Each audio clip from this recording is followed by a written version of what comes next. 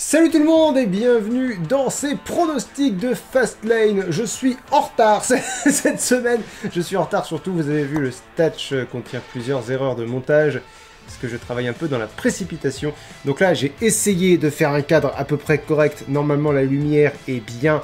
Normalement on est tout bien. Normalement le son, ça tourne ici, ça tourne à l'image, tout tourne bien.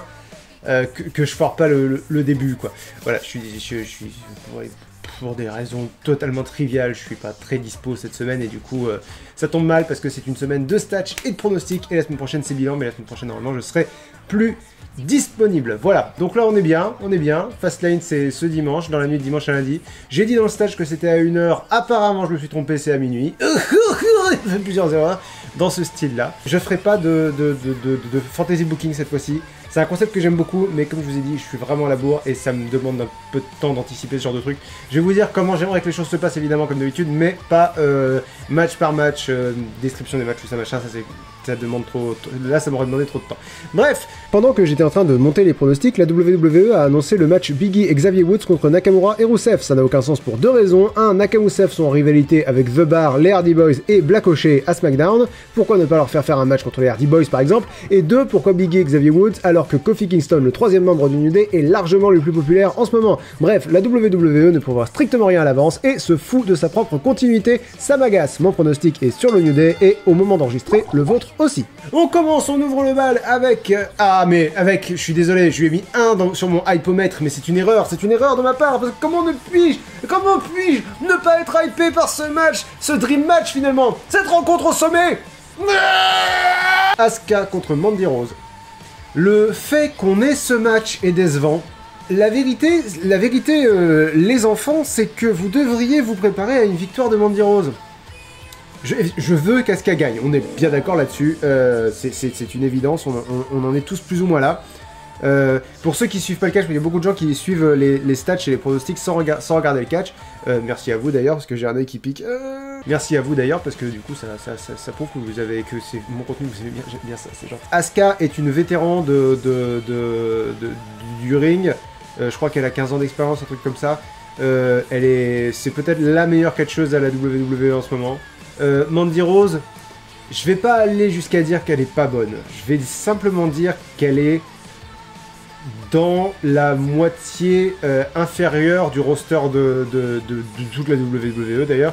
NXT, pas compris, parce que NXT, elle se développe. D'ailleurs, Mandy Rose aurait dû rester encore un peu à NXT, parce que clairement, elle est pas prête. Et son personnage est assez rétrograde, quoi. C'est-à-dire que son personnage il y a un adjectif que je cherche et que je trouve pas. Mais bon, voilà, Mandy Rose, non seulement elle, en tant que catcheuse, elle est perfectible, mais en plus, son personnage est vraiment pas bon. Donc j'espère qu'elle va gagner. Maintenant, Vince McMahon, c'est bien connu, adore les blondes. Des fois, c'est malheureux, mais c'est tout ce qu'il y a à prendre en compte. Et Asuka n'a eu aucun plan depuis qu'elle est devenue championne. Elle est devenue championne à TLC.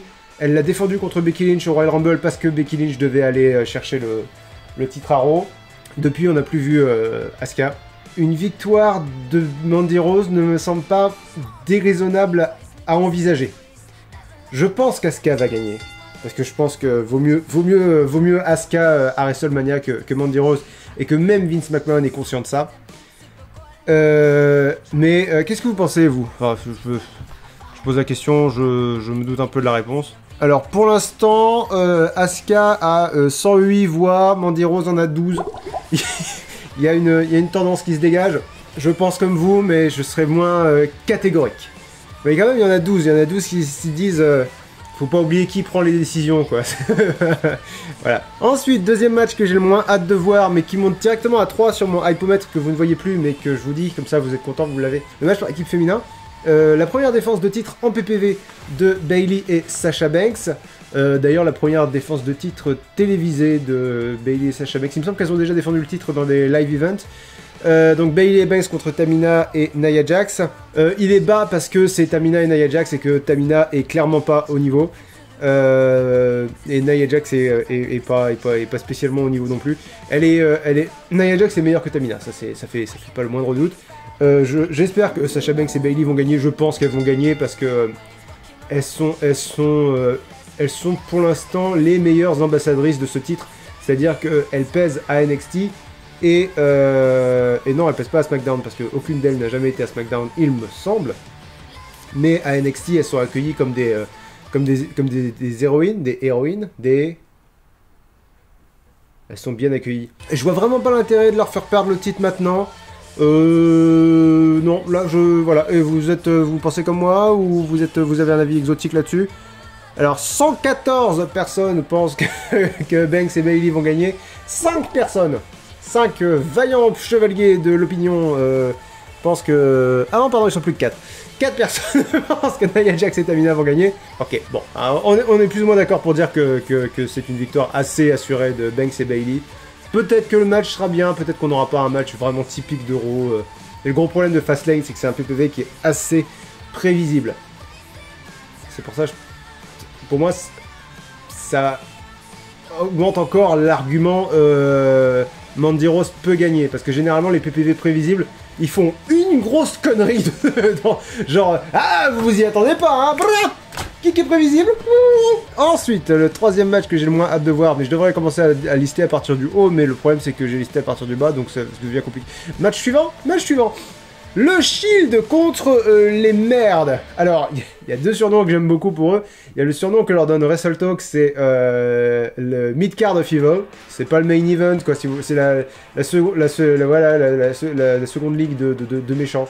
On pourrait presque appeler les Sinister Six, sauf qu'ils sont que 3, donc les Sinister Three. Même pas parce que les Sinister Six, souvent, c'est des gros méchants de Spider-Man. Si, alors, l'avant-dernière itération des Sinister Six, c'était des méchants de seconde zone de Spider-Man qui étaient c'était assez rigolo. Et voilà, vous avez une idée de ce que c'est Baron Corbin, Drew McIntyre et Bobby Lashley. Je meuble, mais évidemment le Shield va gagner, je vois vraiment pas l'intérêt. Ou alors Dean Ambrose trahit le Shield et on se dirige vers un match Roman Reigns contre Dean Ambrose à WrestleMania. Comme ça, Roman Reigns, qui est de retour, et c'est très très chouette. Roman Reigns a son match à WrestleMania, un match qui a du sens. Mais je pense qu'ils vont faire autre chose avec Roman Reigns.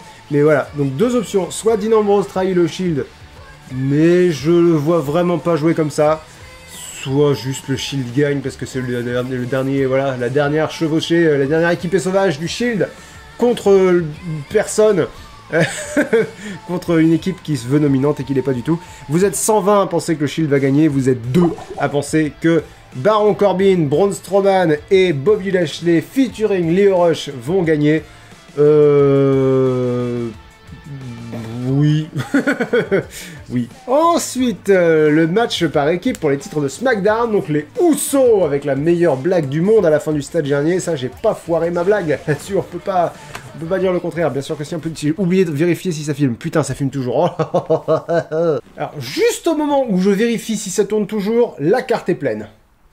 Ça, messieurs, dames, c'est du talent. Parce que le Canon 5D ne tourne que pendant un laps de temps défini. Je crois que c'est 12 minutes. Et il coupe toutes les 12 minutes. Donc du coup, voilà, c'est pour ça aussi qu'il faut que je change de caméra. Et je vérifiais pas où j'en étais dans mon tournage. Donc du coup, voilà, là j'ai eu beaucoup de chance. Je sais pas si je le garde en montage, ça, parce qu'a priori tout le monde s'en fout. J'en étais au Uso contre Shane McMahon et The Miz. Alors c'est... En fait, ça va dépendre. Ça va dépendre de à quel moment ils font l'inévitable trahison de Shane McMahon sur The Miz ou de The Miz sur Shane McMahon. Je préférerais de loin Shane McMahon sur The Miz. Parce que The Miz méchant, ça fait un moment qu'on l'a vu, ça fait un moment que voilà qu'on sait comment ça se passe. Shane McMahon méchant, c'est pas arrivé depuis qu'il est revenu à la WWE là récemment, c'était il y a 3 ans je crois, ou 4. Ça va dépendre vraiment de s'ils se trahissent à Fastlane ou à WrestleMania.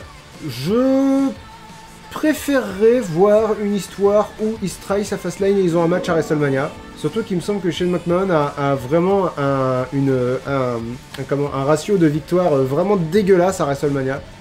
Je crois que c'est celui qui a perdu le plus de matchs à WrestleMania. Je peux me tromper là-dessus, parce que c'est de tête. Écoutez, je vais prendre ce pronostic-là. Je pense que les Usos vont gagner, parce que... ou alors, les Usos vont gagner, Shane McMahon va être frustré et va s'en prendre aux mises. Il y a quelque chose qui me retient, c'est que c'est une histoire que j'ai envie de voir. Mais est-ce que Shane McMahon a envie de passer pour le méchant? Shane McMahon est un héros, Shane McMahon est le meilleur catcheur du monde. Shane McMahon peut battre les Usos à lui tout seul. Non, je pense que je prends mes désirs pour des réalités, là. Je pense que c'est The Miz qui va trahir Shane McMahon. Je reste sur mon idée de trahison, mais je pense que la trahison viendra de l'autre côté, parce que Shane McMahon est une grosse merde et qu'il est... Pardon, je le connais pas personnellement. Faut pas que c'est très mal de verser dans la haine de... Enfin, de verser dans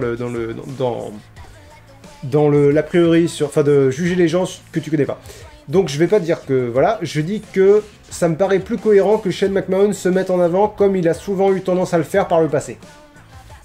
Voilà. Donc victoire des Usos, d'après moi, d'après vous, comment ça se passe est-ce que je filme? Oui. Ah ou alors victoire des Usos à 115 voix, victoire de la meilleure équipe du monde à 17 voix. Donc pour l'instant, parce que je précise, si jamais il y a une... Alors, il y a forcément une différence en termes de chiffres et de ratio avec les stats que vous voyez ici, je crois, parce que je vous donne les chiffres que j'ai au moment du tournage, et vous, les chiffres que vous voyez, c'est les chiffres au moment du montage. Et évidemment, il y a un laps de temps plus ou moins long. Généralement, c'est quelques heures, ça peut être une demi-journée, dépendant si j'arrête de travailler après le tournage. Il peut y avoir une différence entre ce que je vous dis et ce qui s'affiche. Prenez en compte ce qui s'affiche. Et généralement, je prends pas le parti quand je vois qu'au montage, c'est encore assez serré. Là, pour l'instant, il y a des très nettes tendances qui se dégagent. Je vous ai dit, Fastlane a le défaut d'être un PPV extrêmement prévisible. Donc, il va y avoir une connerie. Il va y avoir un résultat auquel vous vous attendez pas. Est-ce que ce sera une bonne, est-ce que ce sera une mauvaise surprise? La WWE ne nous a pas habitués aux bonnes surprises. Ensuite, nous avons petit patapon à 4 sur mon échelle. Donc, on est passé de 3 à 4 sur mon échelle de hypomètre. Le match par équipe pour le championnat de Raw, pour le championnat par équipe de Raw, The Revival ont un match de PPV. Alors, The Revival, donc c'est The Revival contre Bobby Roode et Chad Gable contre Aleister Black et Ricochet. Blackochet. Ta gueule, toi, tu m'interromps pas? Qu'est-ce que tu me veux? Qu'est-ce que c'est? Mais je m'en fous d'avoir une caisse gratuite. The Revival, c'est une équipe qui... c'est peut-être une des meilleures équipes de la WWE en ce moment. Elle est largement au niveau Uso, New Day, The Bar. Et comme elle est à Raw et que l'équipe de la division par équipe de Raw est une blague, elle est traitée avec rien du respect qu'elle devrait avoir. Voilà, ça veut rien dire, mais vous avez compris ce que je veux dire. Savoir que The Revival n'ont jamais eu de match en PPV, c'est... Je sais pas, j'arrive pas à trouver imaginez un gars qui viendrait de l'extérieur de la WWE, qui arriverait à l'intérieur et qui aurait jamais de match de PPV. Non, je pense que c'est le cas le plus aberrant de Revival. Bref, c'est leur premier match de PPV. J'espère qu'ils vont gagner. Alors, je suis à peu près sûr que Aleister Black et Ricochet ne vont pas gagner parce que ils enregistrent les NXT en avance. Du coup, ça aurait aucun sens que après ce match, Ricochet et Aleister Black apparaissent à NXT sans les ceintures d'Euro s'ils les gagnent. Sauf que s'ils apparaissent avec, ça fait un énorme spoiler pour Fastlane. Donc pour moi, c'est pas Black et Ricochet qui vont gagner. D'autant qu'ils commencent à avoir une rivalité avec les équipes de SmackDown. Donc je pense qu'ils vont aller faire un tour du côté de SmackDown après. Donc ça va se jouer entre Bobby Roode et Chad Gable et The Revival. Je vais parler avec le cœur. J'espère que The Revival vont gagner. Voilà. Je prends le pari de voir The Revival gagner. En fait, la division par équipe est tellement abyssale dans son traitement que j'ai aucun matériau avec lequel réfléchir, quoi. Je vois pas ce qu'ils veulent faire avec Roode et Gable, je vois pas ce qu'ils veulent faire avec The Revival, et j'ai beaucoup de mal à voir ce qu'ils vont faire avec Ricochet et Aleister Black. À mon avis, ça va pas rester une équipe, mais on verra. On verra. Qu'est-ce que vous pensez, vous? Vous êtes 83 à penser que Blackochet vont gagner. Je suis à peu près sûr que vous avez tort, mais c'est un pronostic, c'est aussi pour ça qu'il faut... Voilà, c'est chacun son opinion. 49 pensent que The Revival vont gagner, 3 pensent que Roode et Gable vont gagner, et 4 pensent qu'il n'y aura pas de vainqueur. Voilà, et les opinions, chacun son opinion, l'opinion de chacun. Ensuite, on reste à 4 sur l'échelle de la hype, puisque nous avons Andrade Cien Almas, et je vous emmerde, il a un nom de famille, un surnom, contre Rey Mysterio. Parce que si le gars s'appelle Andrade, moi je m'en fous, je l'appelle Dédé. Voilà, Andrade Cien Almas, c'était nettement plus cool que juste Andrade. Donc vous voulez le rendre pas cool, ok. Alors Dédé, allons-y, Dédé contre Rey. Ça rajoute du prestige, hein, Dédé contre Rey, là on est sur un... On a l'impression que c'est le catch le catch à l'Andivisio, quoi. C'est voilà, Dédé contre Rey. Alors, ce sera dans le kick-off. Donc si vous n'avez ni AB1 ni le WWE Network, ce match-là vous pouvez le voir sur YouTube. sur la chaîne YouTube de la WWE. Vous pourrez le voir entre 23h et minuit, je peux pas vous dire précisément quand, mais c'est dans cette fourchette-là. Ça va être un match incroyable, parce que c'est Rey Mysterio et Andrade Cien Almas. Et ils sont incroyables. Ils sont incroyables, ce sont deux excellents catcheurs. Ils ont eu deux excellents matchs.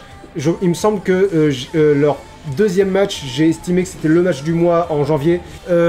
Mais pour l'instant, aucun des deux n'a gagné. Le premier match a été interrompu, je sais plus comment. Par contre, le deuxième, c'était un match au meilleur des trois manches. Et Andrade a eu le premier point. Rey Mysterio a eu le deuxième.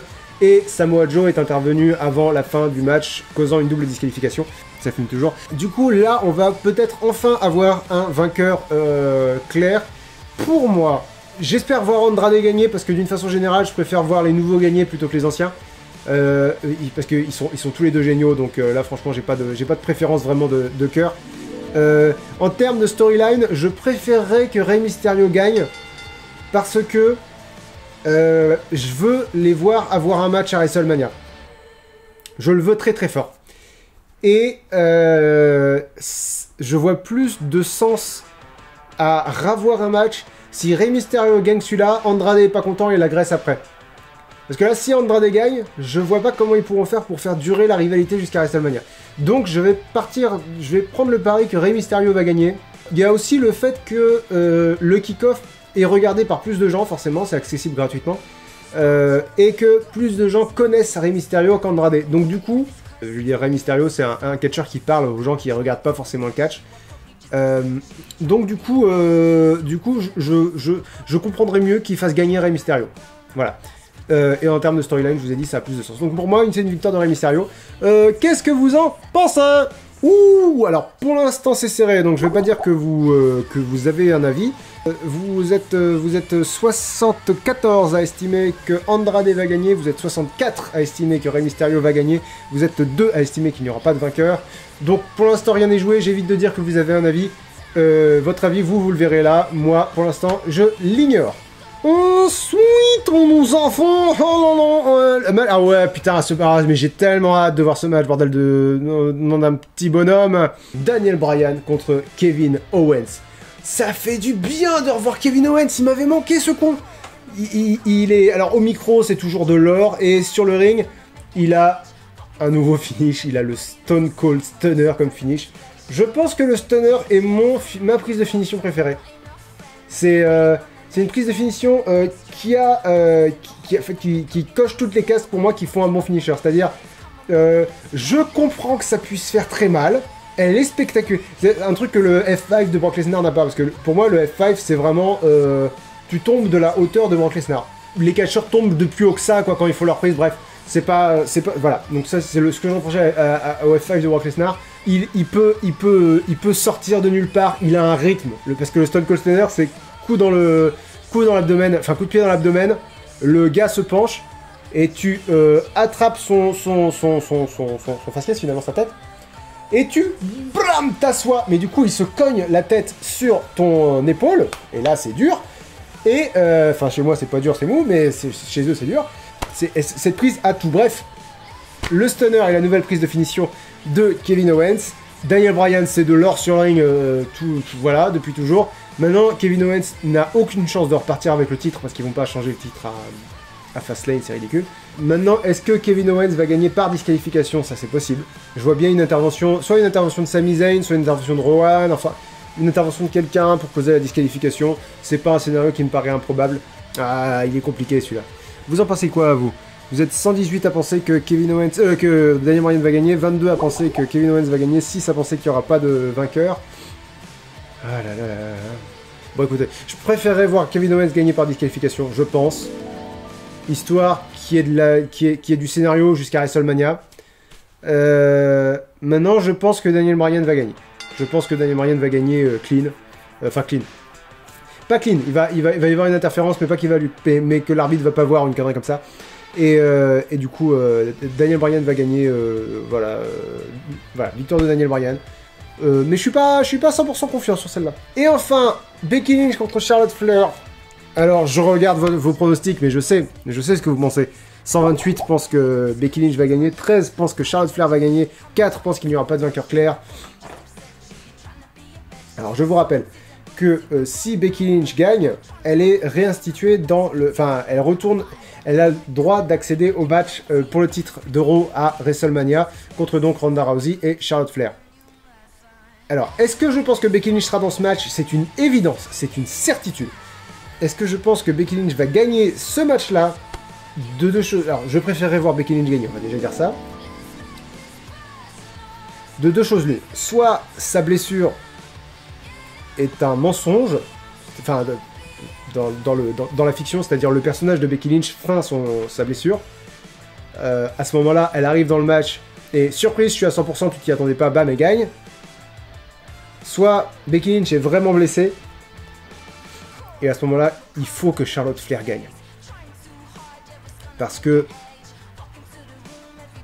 la seule façon qu'aurait pu avoir Becky Lynch de gagner contre Charlotte Flair en étant diminuée à ce point-là, elle peut à peine marcher quoi dans l'histoire, c'est de la prendre par surprise. Et c'est ce qui s'est passé à SmackDown cette semaine. Du coup, ils peuvent pas refaire exactement la même histoire. Je veux dire, Charlotte peut pas faire 2 fois la même erreur. Sinon, elle a vraiment l'air d'une guignole, quoi. Vu comme ça les dérange pas d'être de faire trop de choses dans cette histoire, parce que vraiment, ils auraient pu aller sur Becky Lynch contre Ronda Rousey à WrestleMania. Charlotte se plaint, ouais, Becky Lynch devait pas être dans le Royal Rumble, c'est moi qui devrais être dans le Royal, c'est moi qui devais gagner. Vince McMahon dit, ouais, non, mais ça c'est très vrai. Donc du coup, j'ajoute Charlotte Flair au match de, voilà. Ça, c'était la façon simple qu'ils avaient d'arriver à ce triple menace qu'ils avaient envie de faire, et que franchement, j'ai envie de voir, parce que beaucoup de gens disent, ouais, Charlotte Flair, elle mérite pas. Charlotte Flair est une des meilleures catcheuses de la WWE. Chut, voilà. Je dis Charlotte Flair dans un main event de WrestleMania, oui, voilà, 100 fois oui. Et en plus, ça a du sens parce qu'elle a une histoire avec Ronda Rousey. Bref, ça fonctionne parfaitement bien. Par contre, ce qui fonctionne pas, c'est toutes les circonvolutions qu'ils ont fait pour arriver à ce triple menace. C'est-à-dire, Charlotte Flair a été suspendue par Stephanie McMahon. Elle a été pas suspendue, mais elle a été engueulée par Triple H derrière. Elle a été réinstituée par Stephanie McMahon et Triple H, qui essayaient de jouer un double jeu, parce que on avait l'impression qu'ils étaient réticents à l'idée qu'elle soit réintégrée dans le match. Vince McMahon l'a ensuite destituée, et il a intégré Charlotte Flair. Becky Lynch a été arrêtée par la police. Ronda Rousey a abandonné le titre. La WWE a réinstitué Becky Lynch, a abandonné les poursuites judiciaires contre elle, et ont voulu faire un match pour le titre que Ronda Rousey venait d'abandonner entre Charlotte Flair et Becky Lynch. Mais Ronda Rousey est arrivée pour dire qu'elle avait jamais abandonné le titre, qu'elle l'avait juste posé par terre. Je sais pas. Et du coup, ils ont dit, bon, il faut quand même faire le match, mais du coup, les enjeux changent. Alors que Becky Lynch avait déjà gagné le Rumble. Bref, c'est beaucoup trop... Ils ont rendu ça beaucoup trop compliqué. Mais, à mon avis, ce qu'ils vont faire, c'est que, 1, ils vont faire gagner Charlotte Flair. 2, et c'est là que je voulais en venir avec Roman Reigns, Vince McMahon va encore craquer son slip une 3e fois, parce que Vince McMahon a craqué son slip une première fois en remplaçant Becky Lynch par Charlotte Flair, et une 2e fois en remplaçant Kofi Kingston par Kevin Owens dans le match de Fastlane. À mon avis, il va craquer son slip une 3e fois en disant ouais, maintenant que Roman Reigns est revenu, Seth Rollins, finalement, tu vas pas avoir ton match contre Brock Lesnar, il y a plus d'argent dans un Roman Reigns contre Brock Lesnar, donc c'est Roman Reigns qui affrontera Brock Lesnar à WrestleMania. Roman Reigns qui est là, qui pour le coup joue le super-héros, dit non, mon frère a remporté ce match, il mérite sa place, je refuse de... voilà. Et Triple H et Stephanie McMahon vont dire ouais, Roman Reigns a raison, d'ailleurs on n'aurait jamais dû t'écouter pour les 2 premiers matchs, donc Becky Lynch qui a remporté le Royal Rumble fait partie de ce triple menace et on t'emmerde, et Kofi Kingston qui devait avoir un match contre Daniel Bryan à Fastlane aura un match contre Daniel Bryan à WrestleMania. Et comme ça on arrive aux 3 matchs qu'on a envie de voir. L'histoire avec Vince McMahon qui craque son slip a un dénouement, et tout finit par avoir du sens. Et je pense vraiment que c'est important que Charlotte Flair gagne là, parce que si elle perd contre une Becky Lynch diminuée avant un main event, enfin ça diminue énormément Charlotte Flair, et on veut pas ça. On veut surtout pas diminuer Charlotte Flair avant le main event de WrestleMania. Je pense que c'est important que Charlotte Flair gagne maintenant pour que Becky Lynch gagne à WrestleMania. Parce que si Becky Lynch gagne tout, il n'y a plus d'underdog si vous voulez, il n'y a plus de... Donc je pense que Becky Lynch va aller au triple menace soutenu par Triple H et Stephanie McMahon, mais pas en remportant ce match. Voilà, moi c'est ce que je pense. Vous me donnez votre avis dans les commentaires, hein, c'est comme ça que ça marche. Merci à tous d'avoir regardé ces pronostics, on se retrouve pour le bilan la semaine prochaine. Normalement je suis plus disponible, je vous ai dit la semaine prochaine, donc ça devrait le faire. Je jette des coups d'œil par là pour voir si ça filme toujours, vous inquiétez pas, il n'y a pas ma maison qui est en train de prendre feu. Ah si. Les épisodes de Spider-Man Resident Evil reprennent pas la semaine prochaine mais la semaine d'après, parce qu'il faut que j'en tourne. Non, faut que j'en monte, pardon, ils sont tournés, il faut que j'en monte. Et je vais peut-être enfin pouvoir commencer à tourner le NMT. J'oublie pas, vous inquiétez pas, c'est dans les rouages, tout va bien. Si vous voulez suivre les informations concernant ce NMT, c'est sur linksdesuninfo.canalblog.com. Je donne des infos très régulièrement. Voilà, bonne fin de journée à tous, et à la prochaine. J'ai l'impression que j'oublie un truc.